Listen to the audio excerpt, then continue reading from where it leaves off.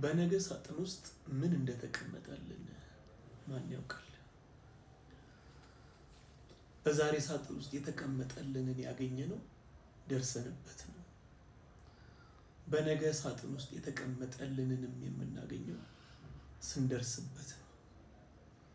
የሀገሬ ሰው መኖር ደጉ ይላል።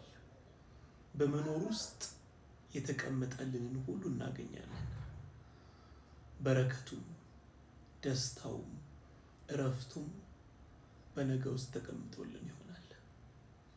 በዛሬ ሐዘን፣ በዛሬ ፈተና፣ በዛሬ ችግር ነገን ከመድረስ ከተቋረጥን የነገን ማግኘት አንችልም።